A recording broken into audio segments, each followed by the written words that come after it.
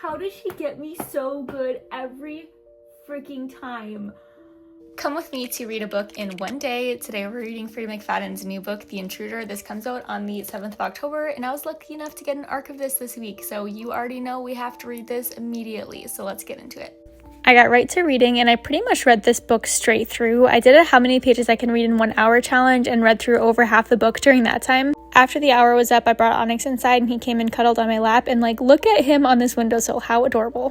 Usually reading an entire book takes me all day long, but this truly took 2 hours. Okay, I'm obsessed. This book was such a blast to read through. I love this. This kept you guessing, just like all of the best of Freida's books.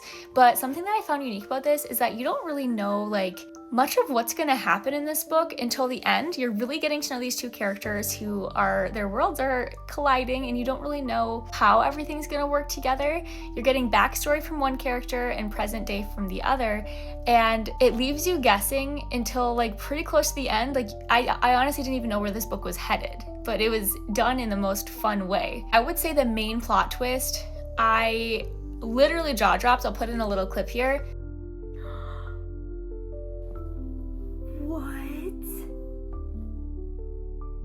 How does she get me so good every freaking time?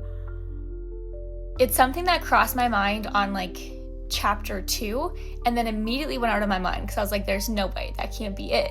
And I wouldn't even say I predicted it whatsoever. It was just the most wild, crazy thing that I didn't think could even make sense, but she made it make sense, and it was really, really fun. There's a few plot twists in this one. I came pretty close to guessing another one. A couple of them really just took me by surprise. I think I'm gonna go with about a 4.5 stars for this book. I had a blast reading it. It is classic Freida in that it is just completely gripping. Is it the most realistic book in the entire world? Probably not, but if you don't think about it too hard and just sit down and enjoy the popcorn thriller that it is, you're gonna have a blast. This took me about 2 hours to read through. It was a really quick read.